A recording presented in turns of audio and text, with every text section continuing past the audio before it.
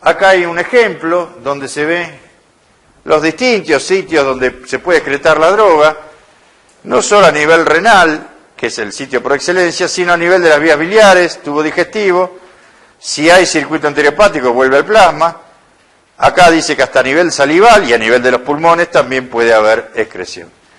Este es un gráfico simplemente para que vean los distintos tipos de sistemas por donde se puede excretar.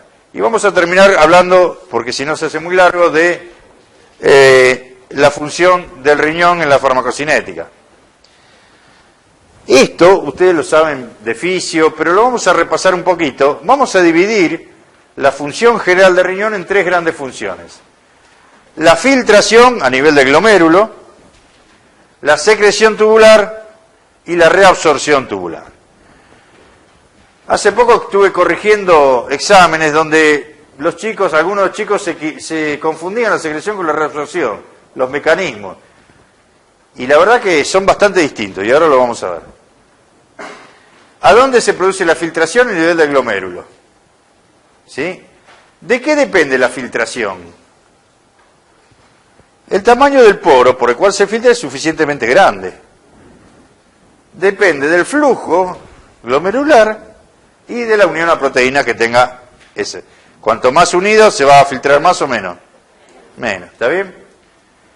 Y el flujo, bueno, no es lo mismo, el flujo depende mucho del estado fisiológico. El paciente está chocado, obviamente el flujo va a estar comprometido, obviamente, ¿no? Esas cosas pueden depender del estado fisiológico. Bueno, eso en cuanto a la filtración glomerular. Faltaría decir que este es un proceso, si quieren anótenlo, prácticamente insaturable. Eso es muy importante para la clase que viene, vamos a ver cómo afecta eso a la eliminación de un fármaco, la saturación de sus mecanismos de eliminación.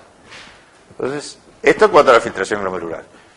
En cuanto a la secreción tubular que se produce a nivel del túbulo proximal, acá dice transporte ligado al sodio, es un poquito más complejo, lo tienen en la guía, ahora no se los voy a explicar, porque no tiene mucho sentido, pero es un cotransporte en un caso sodio dependiente y el otro es dependiente de protón, que depende a su vez del sodio, pero no importa. Bueno, lo importante es que es un transporte que se hace activo contra gradiente, se secreta contra gradiente, por eso se gasta ligado al sodio o ligado a una bomba de protones, pero contra gradiente.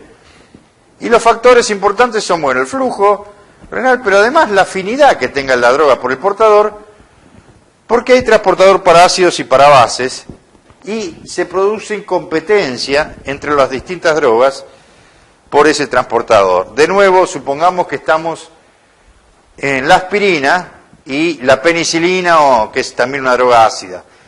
Para eliminarse van a competir, porque van a usar el mismo sistema de transportadores. Como consecuencia de esa competición, ¿qué va a pasar con la vida media? Va a aumentar. Una se va a ver, digamos, prácticamente una no va a aumentar, que va a ser la que tenga más afinidad, y el otro, que quede relegado, va a aumentar la vida media. ¿Se entiende? ¿Más o menos? Es decir, acá se producen otras interacciones a nivel de drogas. De nuevo, ácidos van a interactuar con ácidos y bases con bases, porque van a competir a nivel del transportador, a nivel de la secreción. ¿Está bien? Entonces, la secreción es un proceso que se realiza contra gradiente. La reabsorción es lo que ocurre a nivel de todo el túbulo y generalmente por difusión simple, ¿sí?, se produce, acompañando la entrada de agua. ¿Y cuáles son los factores importantes? Los de la difusión simple. El pH de la orina del túbulo, y el pK de la droga. Porque esas dos cosas, ¿qué me van a determinar?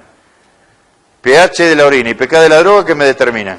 La fracción no ionizada. Cuanto más fracción no ionizada, más se va a reabsorber.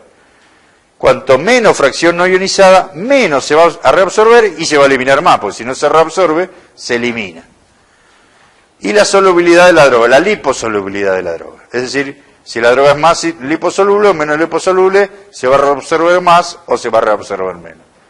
Bueno, y finalmente les quería comentar que puede estimarse la fracción de droga que se secreta, o sea, algunas drogas se secretan solo por ultrafiltración, no sé, eso es más teórico que la realidad, no sé, la creatinina, pero bueno. Otras se secretan en parte por secreción, en parte por ultrafiltración. Entonces, ¿cómo podemos saber si una droga ¿Se está secretando activamente o no?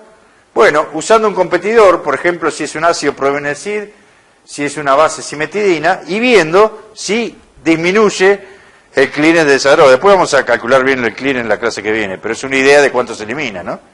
Bueno, midiendo la cantidad que se pierde. Si con el competidor se elimina menos, quiere decir que se está secretando. ¿Sí? ¿Se entiende? ¿Y cómo podemos saber si se reabsorbe? Porque hay drogas que prácticamente no se reabsorben.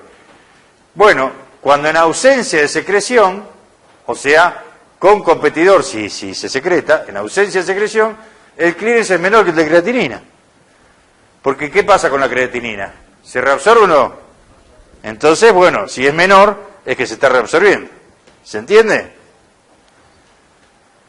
Bueno, el mismo organismo puede modificar el pH de la orina, tanto del tubo proximal como del distal, y eso tiene consecuencias. El organismo lo que hace, por ejemplo, es variar el pH de la orina y con esa variación va a permitir que se elimine más o menos un determinado compuesto. Si es más ácido, un ácido se va... ahora ya que estamos, para terminar. Si la orina es más ácida, ¿quién se va a eliminar más, un ácido o una base? Una base. ¿Por qué? Porque la base está ionizada y no se puede... Ahora sí estamos. Y en orina básica lo opuesto, ¿no? ¿Se entiende? En orina básica, ¿quién se elimina más? Un ácido. ¿Está bien? Bueno, con eso ya saben muchísimo. Acá tenemos un ejemplo de un problema que bien podría ser un problema del examen. Pues esa son la parte del problema de los exámenes, es un enunciado con 3 ítems.